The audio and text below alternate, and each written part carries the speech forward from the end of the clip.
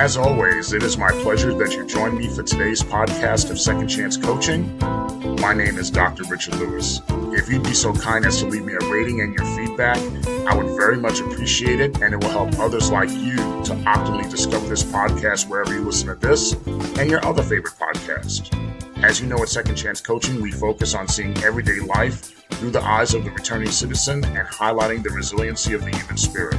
I would love to work with you one-on-one, whether you're a returning citizen or coaching client seeking your second chance, or you're a representative of a business, college, or university seeking to integrate and support returning citizens in your respective organizational and learning environments. Please feel free to contact me via email at richard@secondchancecoaching.com or via Instagram at the Dr. Richard Lewis.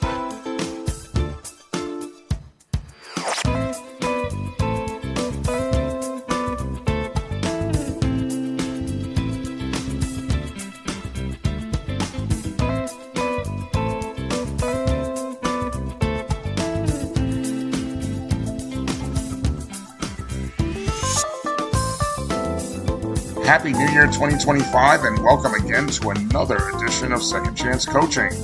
As always, it is my pleasure to join you on another week of your reentry journey from whichever corner of the world you're listening from. We always remain humbled and excited that you've decided to spend a part of your week with us. Today is our return from our designated mid-season holiday break, and it is my hope that 2025 is treating you well thus far and the holiday season was a peaceful and blessed one.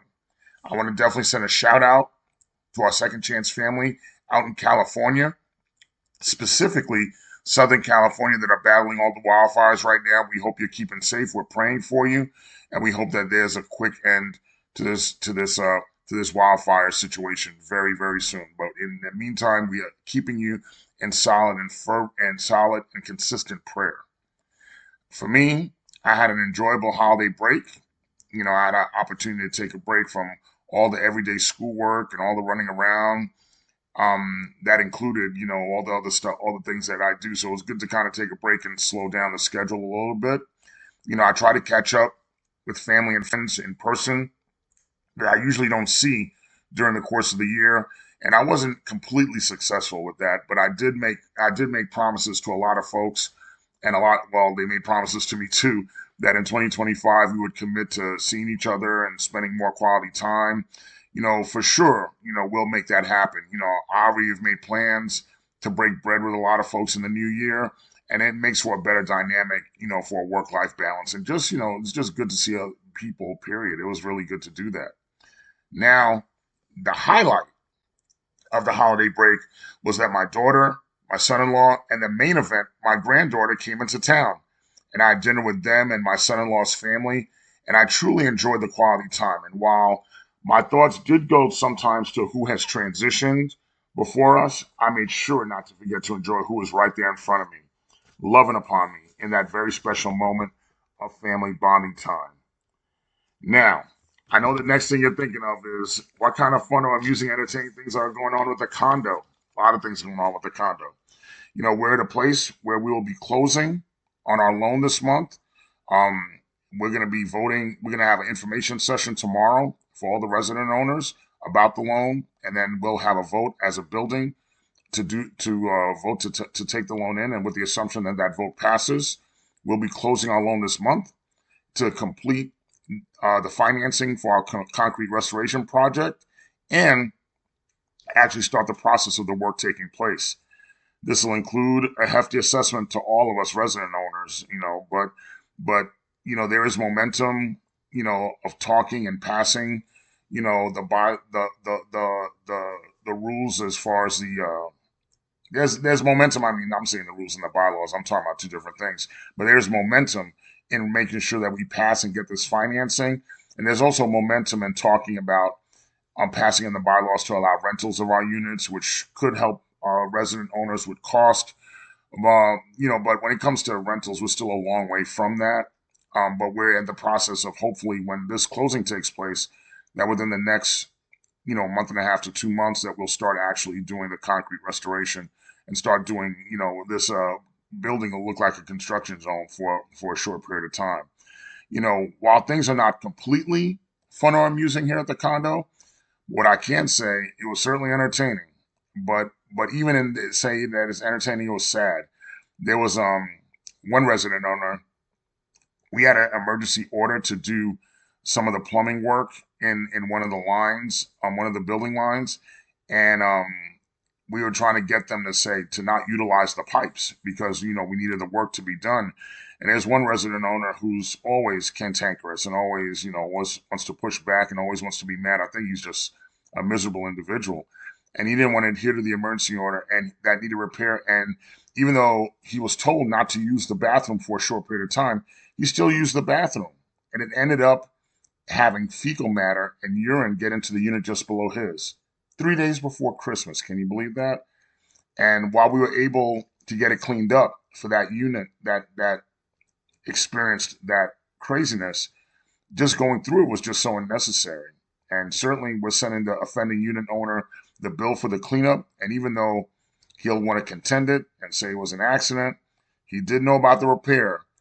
But certainly, the consequences of bad behavior and really pushing back against folks.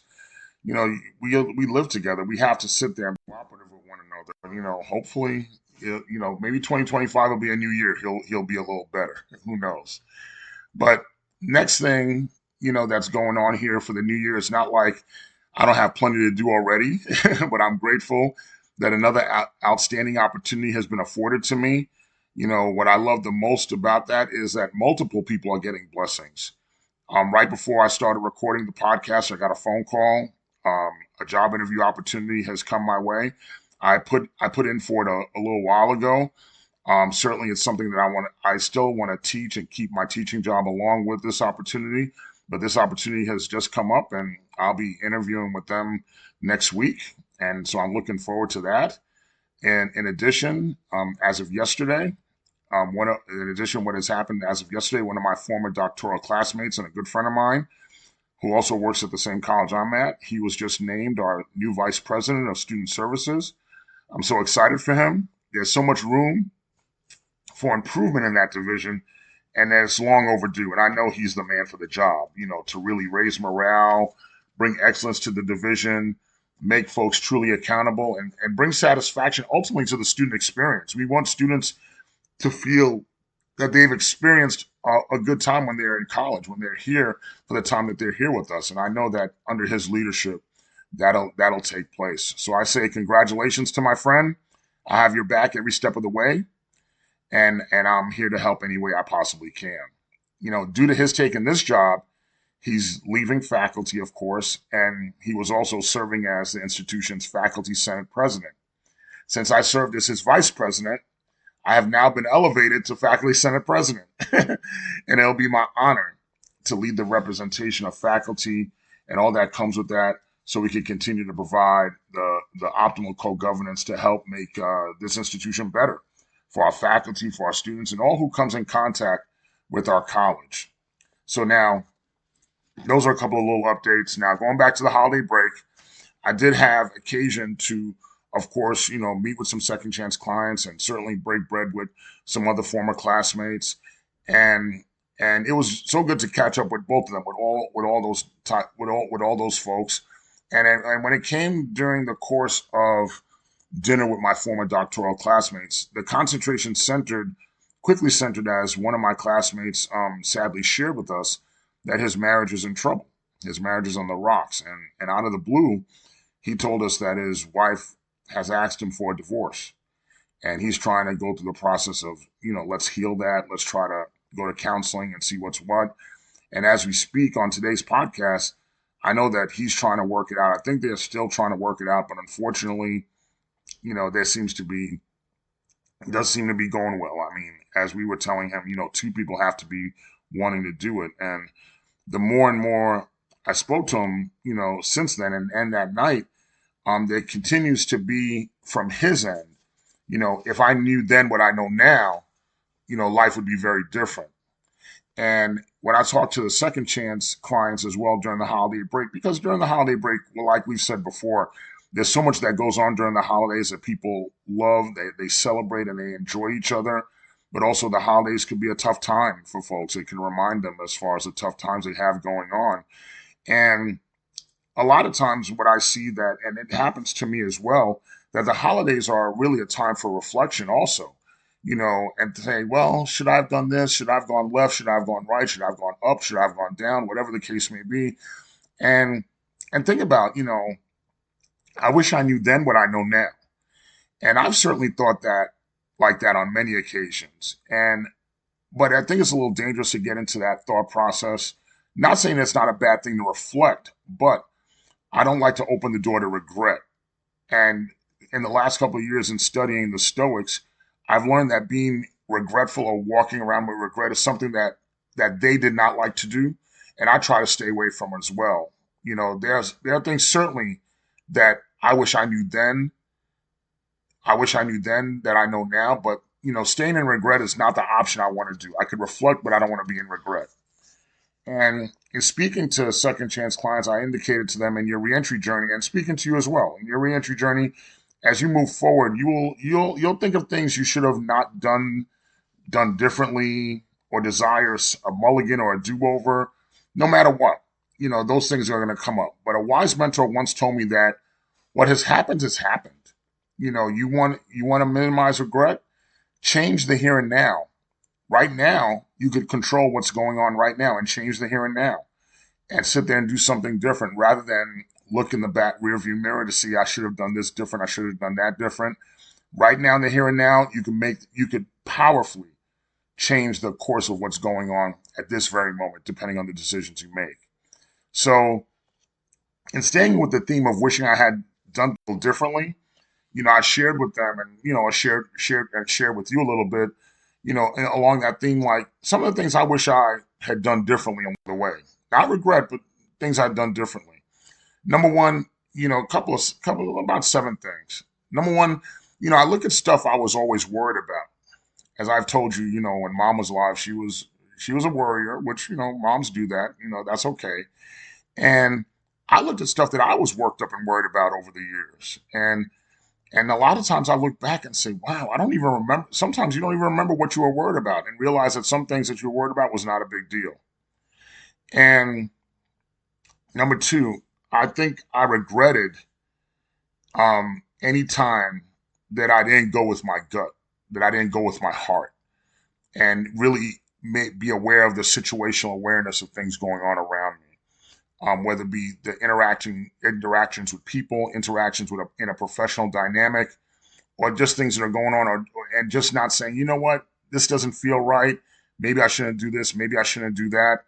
I just, and I hate to use the word regret, but I will say that I wish I did differently. Not going with my gut, not going with my heart, and not getting into too much analysis paralysis. Number three, I did start going back to the gym and working out. So certainly I wish that I would have concentrate on my nutrition and working out much more earlier in life and continuously. Sometimes when you do the start stops, that's hard to get back into. And number four is to stop trying to power through foolishness, through crap. Stop trying to sit there and take a gold medal for suffering. There's no gold medal in suffering and taking it on the chin that you normally shouldn't sit there and do. Shouldn't do that. There's no gold medal for that. And I wish I would have done that differently. And I continue to look forward to make sure that's not something I'll choose to continue to do. Number five, and this is really important, especially when I talk to my college friends. I really believe that I should have taken a gap year before starting college. When I graduated high school in 1989, I think I should have taken a year to sit there and think about what it is that I wanted to do, how I wanted to go about doing it, get a taste of the working world, understand what's what. But of course, at that time, the biggest thing everyone would prioritize is that you got to go to school and you got to finish in a certain way. And you got to finish the race fast rather than finish the race. That's what it seemed to be prioritized. And of course, two of my best friends they were a year ahead of me. They had gone straight to college. So even that implicit peer pressure was there to say, no, you got to keep going to school. What do you mean you're going to work? What is it that you're going to do? What is a gap year? I know my mother probably would not have understood it. And probably that's something that I would have, it would have been met with a lot of resistance. Not many people would have been happy about that. But ultimately, it's what it is that you want to do. But I think that it would have given me the opportunity to be clear on what I wanted to do going forward.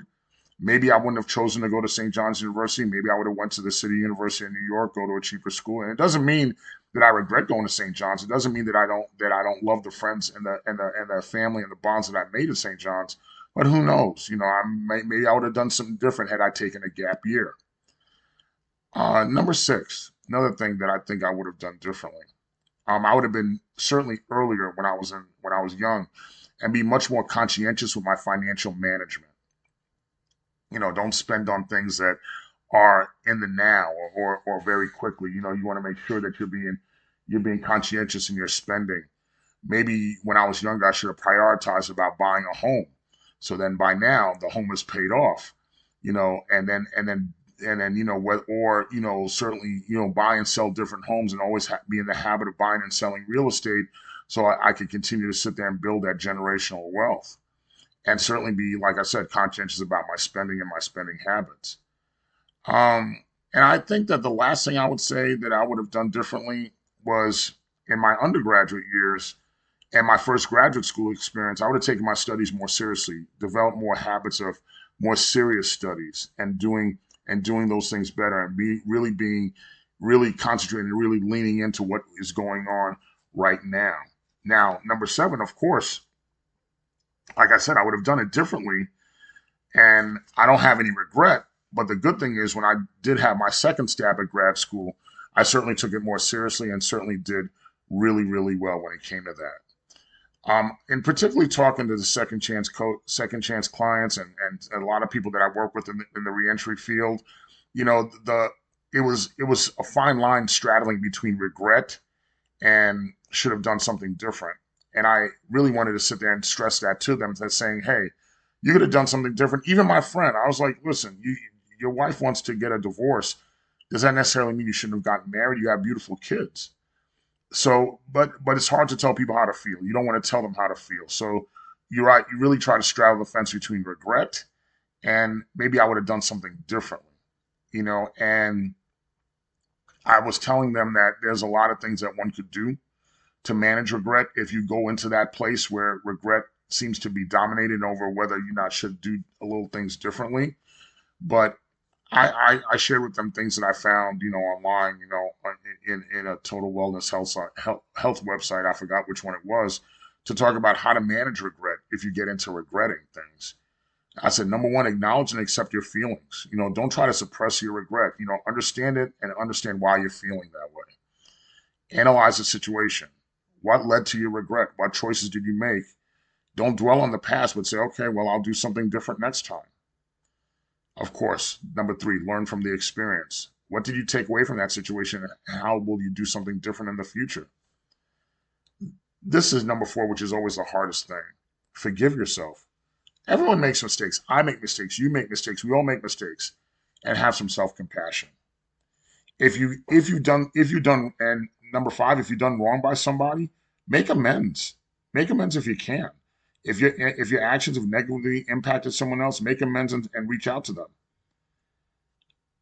Next, reframe your perspective. Try to see the situation from a different angle. Look for some positive outcomes, even if they're small. Like I told my friend, you're going to say, okay, you regret getting married, but you had beautiful children. And that's a wonderful positive outcome when it comes to that.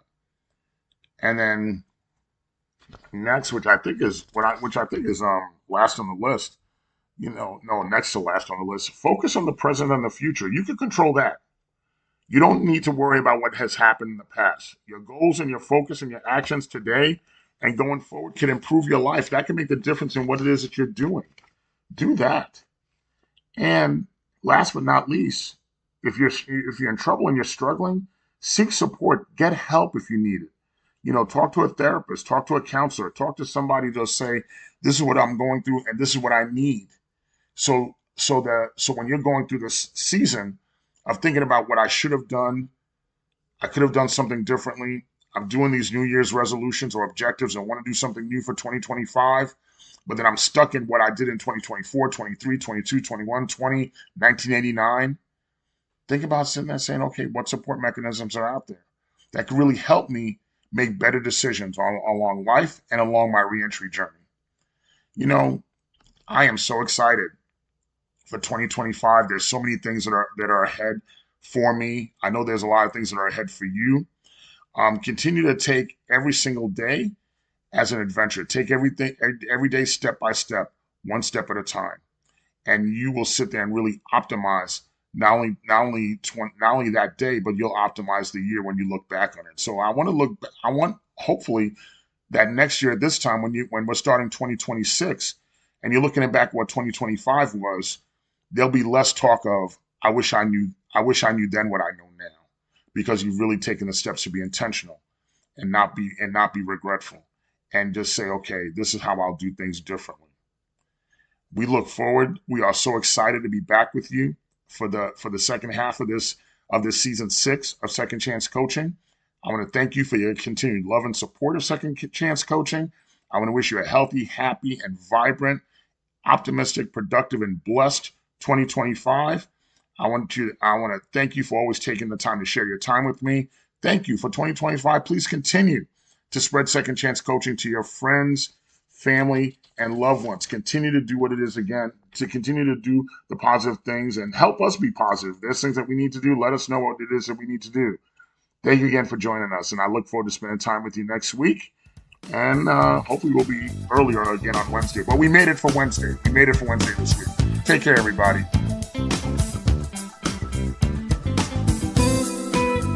Thank you again for joining us here at Second Chance Coaching. In addition to coaching services for individuals and businesses, I'm also available for speaking engagements and workshops on criminal justice reentry, human resources, as well as organizational culture and leadership. Feel free to email me at richard@secondchancecoaching.com, as well as connect with me on Instagram at @DrRichardLewis. Remember, every day you are given this opportunity for your second chance, and I know you'll make the best of it. I love you all, and I look forward to connecting with you next time here at Second Chance Coaching.